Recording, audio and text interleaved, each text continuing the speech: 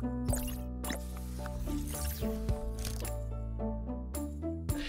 let's play a game this morning, all right? We're going to clear the chair. No, we're not. Not going to do that.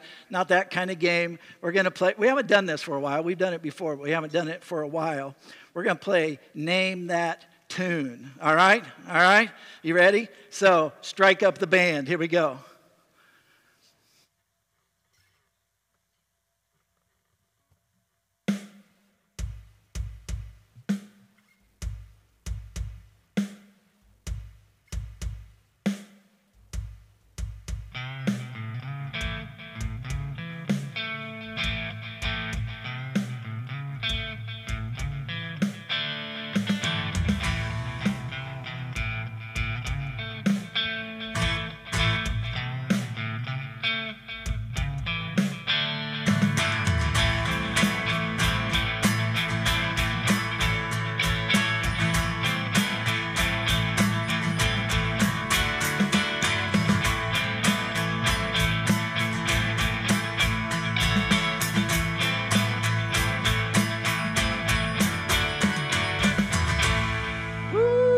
Give it up for the band, all right? Can you name that tune? Life's Been Good to Me, right, by the artist? Joe Walsh. Joe Walsh, he said that early, like during the drum beat. He's like, Joe Walsh. Yes, that was impressive. Thank you guys and lady. Thank you very much. Brooke for carrying the band. We appreciate that. Wonder if Joe Walsh ever thought they'll be playing my song in church someday. That's why I'm writing this. We're talking about the good life. Anybody here interested in living the good life? Yeah, the rest of you are lying. Because we're all interested. We're all interested in some way, some form, living the good life, but we don't all define it in the same way, right? It was funny the other day when we were talking about this and had Brandon and Rob in the room and started playing this song for him. He said, I think I want to lead with this Sunday morning. And they both had kind of this blank look on their face like, oh, yeah, you're too young. Sorry about that. But it's Joe Walsh. Life's been good to me. Joe Walsh had a little bit of a solo career, but he was a member of the Eagles, one of the greatest bands of all time, right? Apparently, I read this. I didn't talk to Joe about it, but I read this, that he wrote this song, in the late 70s as kind of a parody on how many of his colleagues, his fellow 70s rock star colleagues, were living their lives in pursuit of the good life, right? However, I'm guessing that there was probably a little bit of personal testimony for Joe Walsh in this song. This wasn't just about how other people were living their lives. I'm guessing it was a little bit about how he's living his life as well. Anybody remember how the first verse starts? I have a mansion just over the, no, not, that was a different song. Not just over the hilltop, that's a different song. But I have a mansion. Forget the price. Ain't never been there. They tell me it's nice. I live in hotels, tear out the walls. I have accountants pay for it all. They say I'm crazy, but I have a good time, right? I'm just looking for clues at the scene of the crime. Life's been good to me so far. Second verse, anybody? My Maserati, there you go. How fast does it go? 185. I lost my license, now I don't drive. I have a limo right in the back. I lock the doors in case I'm attacked. I go to parties. Welcome, John. Glad you could join us. I go to parties sometimes until 4. It's hard to leave when you can't find the door. It's tough to handle this fortune and fame. Everybody's so different. I haven't changed. They say I'm lazy, but it takes all my time. I keep on going. Guess I'll never know why. Life's been good to me so far, right? So I just say all that just for fun, just to say, actually, that's one possible working definition of the good life, right? We'll call that one the classic rock definition of the good life, in the 70s when all the great music was written. The classic rock definition, and there are a lot of people, all caps, lot of people who subscribe to that definition of the good life, one way or another. It actually has a name. I'm sure you know it. It's called hedonism, right? Hedonism. It's been around for a long time. It's the unbridled pursuit of pleasure. YOLO, right? You only live once, grab all the gusto you can get, no rules, throw off your inhibitions. And of course, if you're going to throw off your inhibitions, it really helps if you use lots of drugs and alcohol. That helps you throw off your inhibitions, right? But you do you. That's the good life, right? That's one possible definition. The only problem is, and we know this, how many movies do we have to watch about really, really famous people whose lives just completely went off the rails because they were living this life, right? So history has taught us time and time again, though we seem to be really learning challenged in this particular arena, but we've learned, over and over again, history has taught us that it really doesn't work. It just doesn't work.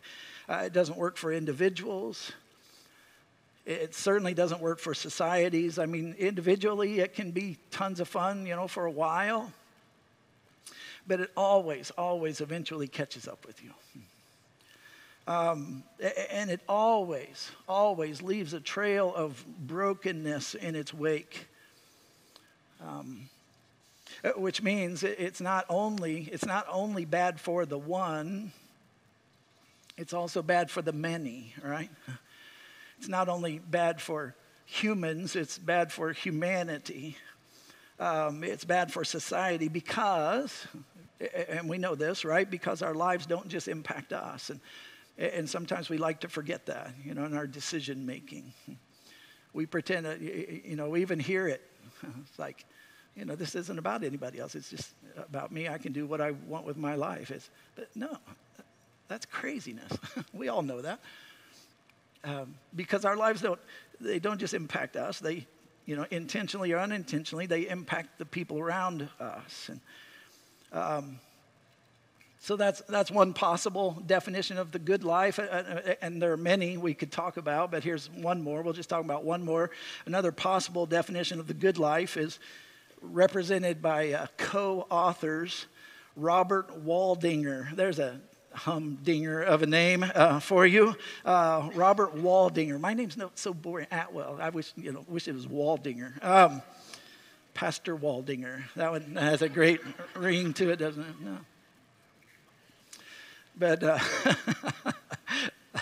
Robert Waldinger and Mark Schultz, they wrote a book, wait for it, The Good Life. It's subtitled Lessons from the World's Longest Scientific Study of Happiness. And here's the synopsis of their book. It says, what makes a life fulfilling and meaningful? The simple but surprising answer is relationships. The stronger our relationships, the more likely we are to live happy, satisfying, and healthier lives. In fact, it says, the Harvard study of adult development reveals that the strength of our connections with others can predict the health of both our bodies and our brains as we go through life. It's interesting, isn't it? Interesting take on the good life. By the way, this also happens to be one of the reasons that the first word in our vision statement around here is the word what? Together. Yes, you get the gold star. Yes, together, becoming and inviting others to become authentic followers of Christ. And this is part of the reason why. It's because we need each other and because we were created for connection. We were created for community, right? But this points us in an entirely different direction than, Joe Walsh and you do you, right? Because relationships, by definition, are way, way, way less about me. I mean, I'm included, so they're about me, but they're way, way, way less about me and way, way, way more about we, right? Which, by the way, also pushes us way more in the direction of Jesus and his understanding of the good life. Because Jesus was and is all about relationships. He's all about relationships. In fact, that's kind of his thing. Relationships in two directions. The vertical, first, our relationship with God. Jesus really, really interested in our relationship with God. In fact, that's why he came to reconcile us in our relationship with God and to make that possible. And then secondly, our horizontal relationships, our relationships with one another. Jesus is really, really interested in those. And so,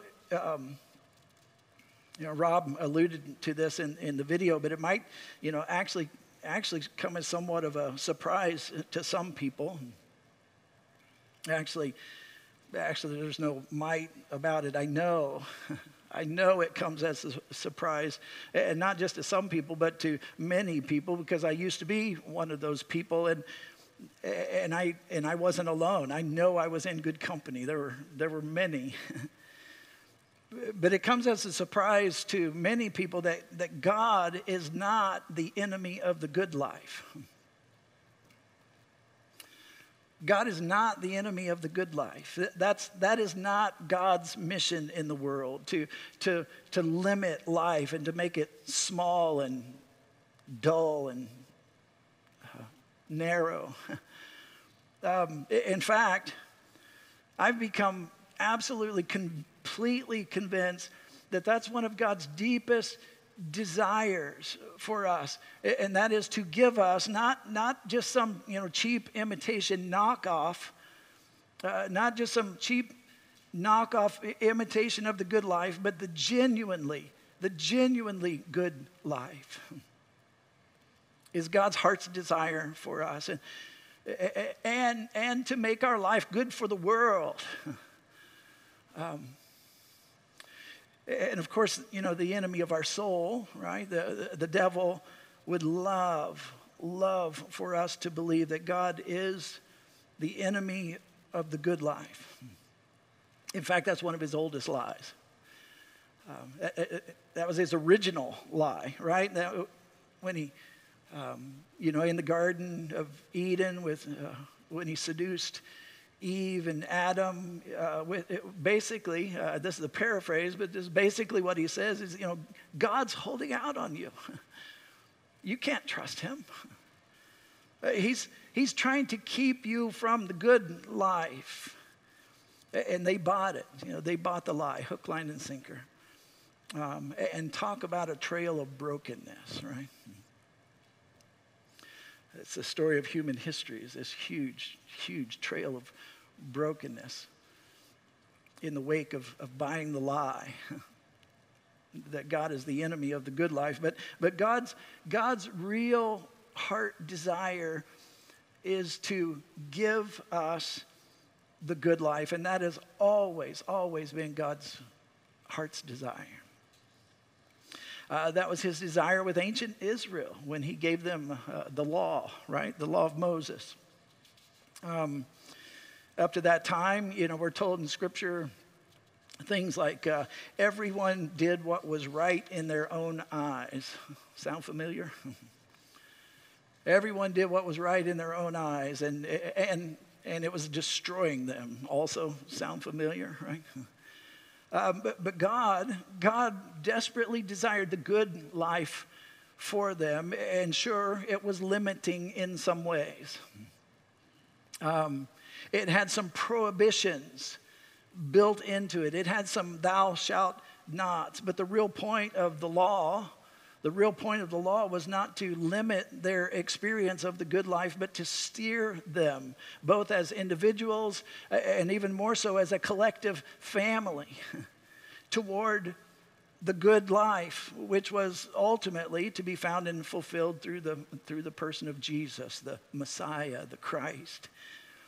And not just for the Jews, but for the world, right? In fact, I would even go a step further and say God doesn't only want to give us the good life, he wants to give us the even better life. Jesus said so. He said so in places like John's Gospel, the fourth book in the New Testament, John's Gospel, chapter 10, verse 10. I have come that they might have, what? Life, and have it to the full. I've come that they may have life and have it to the full. So not just life, but life to the full. Not just the good life, but the even better life. There's an interesting passage of Scripture in the first book of the New Testament. It's the Gospel according to Matthew. Matthew was one of Jesus' followers. He was one of Jesus' disciples. He had a front row seat to Jesus' life and ministry, and he was an eyewitness to Jesus' life and to his death and to his resurrection. And a few years later, Matthew wrote down his account of Jesus in order to help people know Jesus, right?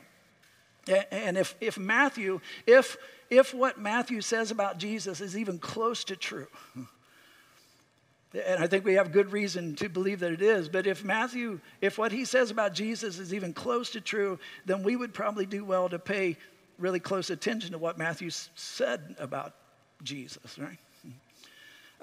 Chapters 5 through 7 of Matthew's Gospel contain what is commonly referred to as the Sermon on the Mount. Matthew chapter 5, 6, and 7, the Sermon on the Mount reportedly.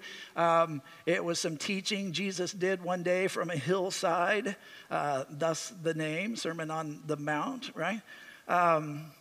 It wasn't like a mountain. Actually, had the privilege to go there a long time ago, quite a few years ago. But it's just a hillside, a sloping hillside with kind of a natural amphitheater next to the Sea of Galilee. And so Jesus is teaching his disciples and the crowds that are gathered there. And in Matthew chapter 5, verses 21 to 48, Jesus does kind of this whole series within the series, this kind of series within the Sermon on the Mount. Scholars call it the six antitheses. I just wanted to say that word so you know I did my homework, all right? The six antitheses, where he says, "You have heard it said, but I say to you." You have heard it said, we'll call that the good life, right? But I say to you, we'll call that the even better life. And what he's really doing is saying, here's how God's law is being understood and interpreted and applied for you, among you. But we can do better than that. It's missing the heart of God. It's missing the intention of God. And so Jesus does this really audacious thing. If he's anyone but the Christ, if he's anyone but the Messiah, he does this really, really audacious thing. He sets himself up as the authoritative voice, the authoritative word on the true meaning, the true intention, the true application of the law of God. And so he says, let me clarify some things for you. And not as one voice among many, but as the voice. And what I'd like for us to do for the next few weeks is dig into this particular teaching of Jesus. I do it with a little bit of fear and trepidation because some of this is really hard stuff, and I'm like, what was I thinking? This is a terrible idea. But I'd like to dig into this teaching of Jesus and see what we might learn about living the even better life. Sound good? Now, before we jump into verses 21 and following, let's pick up at Matthew chapter 5, if you happen to have your Bible. Matthew chapter 5, verses 17 through 20. It'll be up here on the screen as well. But Jesus, he's talking to a bunch of Jewish people here. And so the historical and cultural context is very Jewish, as is most of the Bible. And he says this to them in Matthew chapter 5, verse 17, "Do not think that I have come to abolish, that I've come to do away with, that I've come to discard the law," meaning the law of Moses, right? "Or the prophets that came after Moses. I have not come to abolish them, but to fulfill them. For truly I tell you, until heaven and earth disappear, not the smallest letter, not the least stroke of a pen will by any means disappear from the law until everything is accomplished." Now, I mean, right off the bat, those can be pretty tall weeds, right? That can be pretty difficult. In fact, I read one New Testament scholar that said this is perhaps the most difficult passage to be found anywhere in the gospel. I thought, thanks for that. That's really encouraging. But I'm pretty sure that what Jesus is saying is something like this. And this is a heavy paraphrase. But I'm pretty sure that what Jesus is saying is something like this: God has been taking all this somewhere the whole time. The law and the prophets were not intended, they were never intended to be an end in themselves. And Jesus said, "Who I am and what I'm doing is in no way disconnected from what God has been doing all along up to this point." We haven't just started over. You can't understand Jesus. You can't understand who he is. You can't understand what he taught if it's completely disconnected from everything that's been going on up to this time. And so Jesus is saying we're not just throwing all that away. So he says, I haven't come to nullify. I haven't come to render null and void all that God has been saying, all that God has been doing up to this point through Moses and through the other prophets. He's saying, I haven't come to trash all that. I've come to bring it to its fullest expression. I've come to fulfill it. I've come to fill it full of its intended meaning and purpose.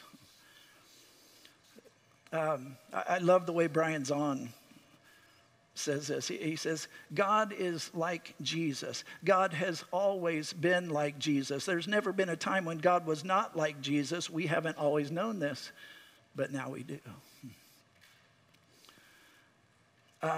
Jesus, guys, this is so important. Jesus is the fullest self-expression of who God is. Jesus is the fullest self-revelation of who God is, and Jesus fills full all that God has been saying and doing up to this point.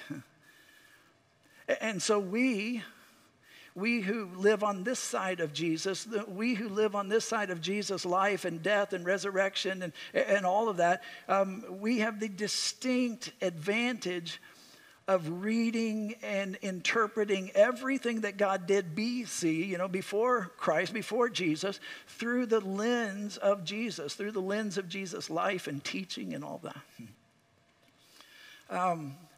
And so Jesus hasn't come to abolish, he hasn't come to destroy the law of Moses, but to bring it to its fullest expression. Verse 19, therefore, anyone who sets aside one of the least of these commands and teaches others accordingly will be called least in the kingdom of heaven. But whoever practices and teaches these commands will be called great in the kingdom of heaven. So, the goal is not to discard these teachings that preceded Jesus. But the goal is to find their fullest expression, the fullest expression of their meaning, which we can only do in and through the person of Jesus. Because that's where all this was headed, right? To the person of Jesus, the person and work of Jesus. And then he says something really, really startling. I know we're digging in pretty deep this morning. You guys are doing great. And this is not church for sissies. This is like the real stuff. All right. So you're doing great. But he says something really startling here. Actually, it's more like staggering. It's more than startling. It's staggering, because in Jesus' first century Jewish world, the people who were most esteemed, most exalted, as the ones who really had it figured out. They really had the best handle on understanding and living out the law of God, were a group called the Pharisees, right? If you read especially the first 4 books of the New Testament, you see the Pharisees mentioned a lot, but a group called the Pharisees and another group, the teachers of the law. And so you can imagine how, what Jesus says next, what he's about to say, you can imagine how what Jesus says lands on the ears of the average Jew. That were not Pharisees, they were not teachers of the law, they were just your average run-of-the-mill Benjamin and Sarah, right? And they were this crowd that was gathered there that day hearing Jesus teaching. You can imagine how what Jesus is about to say landed on their ears when Jesus says, verse 24, I tell you that unless your righteousness surpasses that of the Pharisees and the teachers of the law, you will certainly not enter the kingdom of heaven. You have to put yourself in this ancient, first century Jewish context and know who the Pharisees and the teachers of the law, and then let the full weight of that statement smack you. Right? I tell you that unless your righteousness surpasses that of the Pharisees and the teachers of the law, you will certainly not enter the kingdom of heaven. What in the world could Jesus be talking about? What in the world do you think he means? Well, one thing I'm certain he does not mean, Jesus does not mean if you don't live better lives than the Pharisees, you won't get into heaven when you die. That's not what Jesus is talking about. That's not what he's saying. It's just simply not what Jesus is talking about. Jesus' understanding, follow me here, this is so important. Jesus' understanding of the kingdom of heaven, when we hear those words, kingdom of heaven, we think, that place we go when we die, right? But that is not at all what Jesus is talking about. Jesus' understanding of the kingdom of heaven was and is so much bigger than simply, life somewhere after you die, right? Jesus' understanding of the kingdom of heaven had everything to do with living here, now, under the rule and reign of God. I had a professor in seminary who said it this way, that the kingdom of God has come wherever God is recognized as king.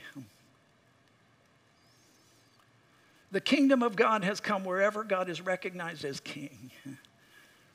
And so what Jesus is really talking about, it has to do with living here and now under the rule and reign of God, under the government of God, if you will, of living as a citizen here and now of the kingdom of the heavens, of the ways of God. And so Jesus, if he wasn't talking about, where we go when we die, what's he talking about? What do you suppose he means? Well, I don't think there's any question that Jesus is raising the bar here, right? I mean, absolutely, he's raising the bar. But in what sense is he raising the bar? The Pharisees, they were rule keepers, capital R, capital K. They were rule keepers. I mean, like serious rule keepers. They had rules about everything. They had rules about the rules. They had rules about keeping the rules. And they thought, or at least they convinced themselves, and they seemed to have successfully convinced everyone else, but they thought they were doing it to please God. But somehow, some way, as we read the New Testament, we discover this over and over. Somehow, some way, they seem to lose the heart of God in the midst of their great zeal to please God. And we see it play out over and over and over again in the pages of the New Testament. We see it in their judgmentalism. We see it in their harshness, in their relationships with people. We see it in their arrogance. We see it in their hypocrisy. We see it in their pettiness. We see it in their hatred. And over and over and over, Jesus confronts the Pharisees, right? And the teachers of the law. And he calls them things like whitewashed tombs. Anybody ever been called one of those? It's not good. It's not a good thing. It's not a compliment, right? He calls them whitewashed tombs. He says they're clean on the outside, but they're full of decay and death on the inside. I've been saving that one. I haven't used that on you guys yet, but for the right moment, right? Actually, and Jesus said one time, he said, they strain gnats and swallow camels. Get that image. They strain gnats and swallow camels. In other words, he says they give great attention to minutia, especially religious minutia. They give great attention, but they neglect the weightier issues, the issues that really matter, the issues of the heart, the issues of the real issues of their character. And Jesus says, things like love and justice and compassion and generosity and integrity. And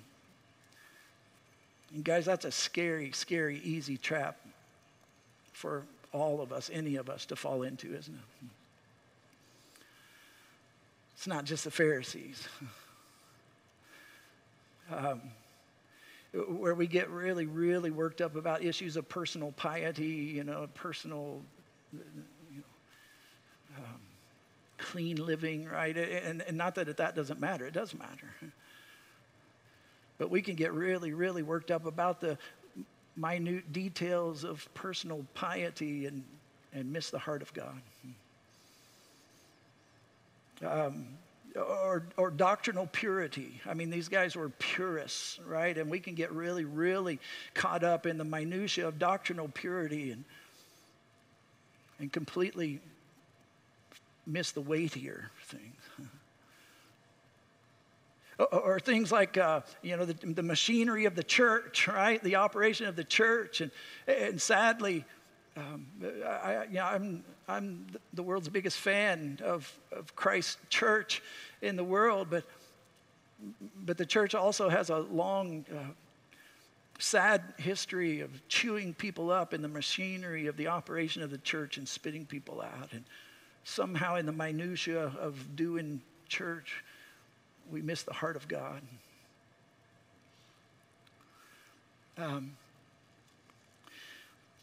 But on the surface, as far as what people generally saw, these guys were the religious cream of the crop. And they were the A team of law keeping, and that's what the people, the average Benjamin and Sarah, that's what the people had come to equate with being God-honoring. This meticulous adherence to the letter of the law. And the better you did that, the more honoring to God you were. And so imagine their shock and confusion when Jesus said, "For I tell you that unless your righteousness surpasses that of the Pharisees and the teachers of the law, you will certainly not enter the kingdom of heaven." And they're like, "What? We don't have a chance then. What are we supposed to do?" What could he mean? Obviously, he's raising the bar, but was he raising the bar of rule keeping? Is that the bar he's raising? Was this a call? Was this a clarion call from Jesus to a more stringent life of white-knuckled legalism?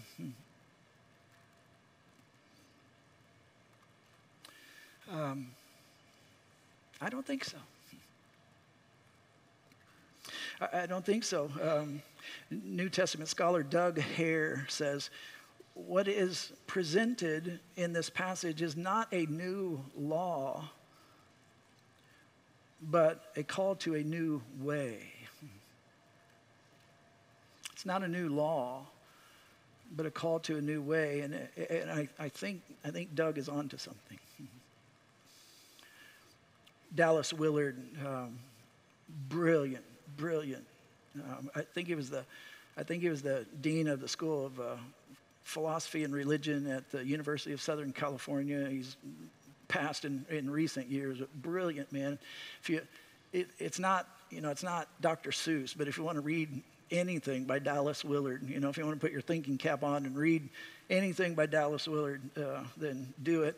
But he wrote a book about this thing called The Divine Conspiracy. Fabulous book. It's a really, really deep dive into Jesus' teaching in the Sermon on the Mount. That's the bulk of the book. But he writes this. Look at this. He says, so far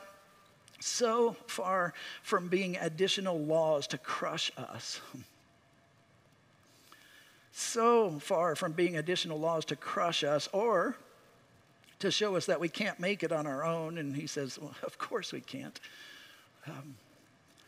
These are distinct perspectives on, I love what he says here, the sweet life of love and power, of truth and grace, that those who count on Jesus can even now lead in his kingdom. The sweet life of love and power, of truth and grace, that those who count on Jesus can even now, they can lead this kind of life in his kingdom. And so he says we need to put the idea of laws entirely out of our minds. Jesus is working at the much deeper level of the source, not the course, but the source of actions, good and bad. That's what Jesus is working on here. He's working at the deep level of the source. He's taking us deeper into the kinds of beings we are, the kind of love God has for us, the kind of love that as we share it brings us into harmony with life. No one can be right in the kingdom sense who is not transformed at this level. And friends, that happens in relationship with Christ. That happens in and through Christ. That doesn't happen by white-knuckled rule keeping. I'm convinced, guys. I'm convinced that that's what Jesus is up to here. In the Sermon on the Mount and in these 6 antitheses that we're going to be looking at, Jesus is raising the bar, absolutely, but not the bar of rigid rule keeping. And it's possible to read this and think it's about the, raising the bar of rigid rule keeping. And the reason I'm convinced that that's true is because the bar of rigid rule keeping is actually not that high of a bar. It's kind of a low bar, right? For instance, the first one he deals with, and we won't deal with this today, but the first one he deals with is, you've heard it said, you shall not kill. Think about it with me for a moment. That's a pretty low bar, isn't it? I mean, there are a lot of things short of killing someone that's just really not good. I mean, that's kind of, it's kind of, okay, that's a pretty low bar. And so Jesus is not just raising the bar of rule keeping, but generally, the bar of rule keeping is, what's the least I can do and still be okay? What's the least I can do and still get by, right? Legalism just naturally leads to looking for the loopholes, doesn't it? It naturally leads to looking for the loopholes. Well, it says this, but it doesn't say this, and so we can find an end around, right? No. Jesus is raising the bar, but I believe he's raising the bar of hopeful possibility. He's raising the bar of hopeful possibility. He's revealing himself as the fullest expression of what God has been up to all along. And he's inviting us through himself into the life that God desires for us. And it's not just the good life, but it's the even better life. It's the sweet life of love and power, of truth and grace, that those who count on Jesus can even now lead in the kingdom. So what do we do with this? You can invite the band to come. They're going to help us wrap up. If you can listen to me while they come, all right? So don't watch them. Listen to me. What do we do with this? Like this week, all right? This is application time, all right? What do we do with this week? Well, let's try this if you're up for it, all right? We're going to be spending the next several weeks working through the rest of Matthew chapter 5, verses 21 through 48, all right? That's where we're going over the next several weeks. Matthew chapter 5, verses 21 through 48. All the places where Jesus said, you have heard it said, that's the good life, but I say to you, the even better life. And by the way, this is like intensely practical stuff. I mean, he's talking about like the real stuff of our real lives. And so what I'd like to invite you to do this week is spend some time reading those verses, all right? This is your homework. Spend some time reading those verses. If you don't have a Bible, talk to me. There's some stacked up out there that are free, ready for you. We'll give you one, all right? And so spend some time reading those verses. And actually, next Sunday we're gonna skip ahead, and we're gonna deal with verses 27 through 30. Matthew chapter 5, verses 27 through 30. So at least read those verses, okay? And here's the second part of this. Not just read, but here's part 2. Ask Jesus this very important question. What is the hopeful possibility in these verses? Not what's the rigid bar of legalism. What's the hopeful possibility? What kind of transforming work would you like to do in my heart and my life so that I can live into the hopeful possibility of this even better life you desire for me? So read and ask that question, and then be open to whatever God says.